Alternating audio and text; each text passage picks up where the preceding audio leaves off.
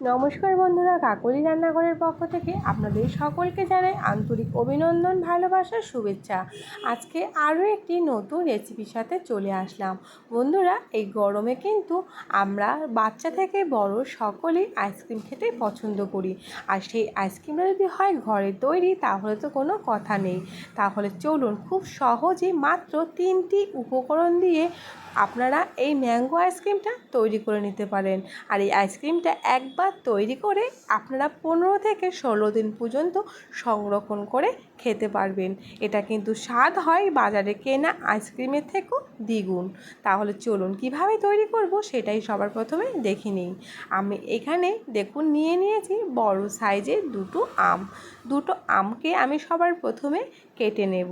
এখানে আমি ছোটো ছোটো টুকরো করে আমগুলোকে কেটে নিচ্ছি। আমি কিন্তু এখানে দুটো আম বলতে এখানে কিন্তু 300 গ্রামের মতো আম আছে। আমটা দেখুন আমার খুব ভালোভাবে এখানে কাটা হয়ে গেছে। এবারে আমটাকে আমি একটা বড় সাইজের মিক্সিং জারে নিয়ে নেব। আমটা সবটুকু নেওয়া হয়ে গেছে। এবারে আমটাকে খুব ভালো করে একদম মিহি একটা পেস্ট তৈরি করে নেব। আমার কিন্তু এখানে আমের একদম মিহি পেস্ট তৈরি হয়ে গেছে, দেখেই বুঝতে পারছেন। এবার অন্যদিকে একটা বড় সাইজের এখানে বোল নিয়ে নিলাম। এর মধ্যে দিয়ে দিচ্ছি 250 গ্রাম ফ্রেশ ক্রিমটা নেওয়া হয়ে গেছে। এবার আমি এখানে একটা ইলেকট্রিক বিটারের সাহায্যে বিটারটাকে হাইতে রেখে সবার প্রথমে ভালো করে 5 মিনিটের মতন বিট করে নেব। 5 মিনিট বিট করা হয়ে গেলে কিন্তু দেখুন এখানে কিন্তু ক্রিমটা অনেক সুন্দর করে তৈরি হয়ে গেছে। এবার এর মধ্যে আমি বাকি উপকরণগুলো মিশিয়ে নেব। সবার প্রথমে এখানে দিয়ে দিচ্ছি 300 গ্রাম কনডেন্স মিল্ক। 250 গ্রাম ফ্রেশ ক্রিমের জন্য 300 গ্রাম কনডেন্স মিল্ক ব্যবহার করলে আইসক্রিমের টেস্টটা কিন্তু খুবই ভালো আসবে।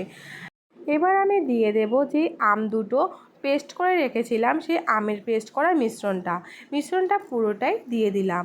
এবার কিন্তু আরও 5 মিনিটের জন্য খুব সুন্দর করে বিট করে নিতে হবে। 5 মিনিট বিট করে নেওয়ার পরে কিন্তু বন্ধুরা আইসক্রিমের জন্য মিশ্রণটি তৈরি হয়ে যাবে। তাহলে দেখেই বুঝতে পারছো আইসক্রিমটা কতটা সুন্দর দেখতে হয়েছে। দেখতে যতটা সুন্দর, খেতেও হয় দুর্দান্ত। তাও ঘরে থাকা সামান্য উপকরণ দিয়ে আপনারা এই আইসক্রিমটা চটজলদি তৈরি করে নিতে পারেন। বন্ধুরা, দেখেই বুঝতে পারছেন মাত্র 3টি উপকরণ দিয়ে দুর্দান্ত সাথে আইসক্রিম তৈরি হয়ে গেল। এবার কিন্তু আইসক্রিমটাকে আমি জমানোর জন্য এখানে একটা নর্মাল বক্স নিয়ে নিয়েছি। সবার প্রথমে আমি বক্সে কিছুটা আইসক্রিম দিয়ে দিলাম। এবার এর উপর থেকে দিয়ে দিচ্ছি কিউব করে কেটে রাখা আমের টুকরো।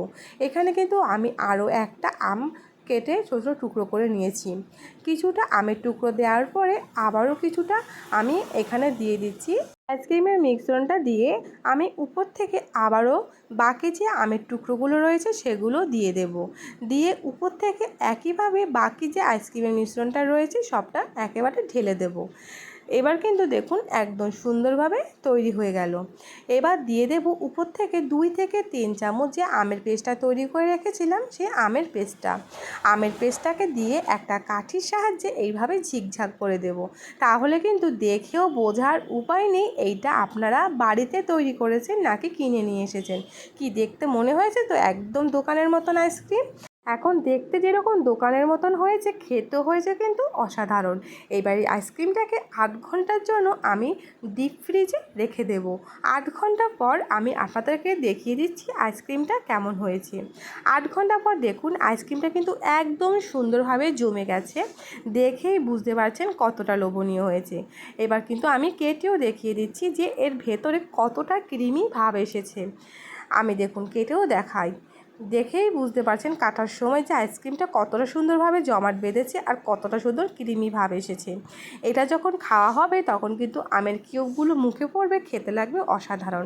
তাহলে বন্ধুরা, আপনাদের যদি আমার এই আজকের রেসিপি ভালো লাগে অবশ্যই একবার বাড়িতে ট্রাই করবে। সেটা কেমন হয়েছে কমেন্টে জানাতে ভুলবেন না।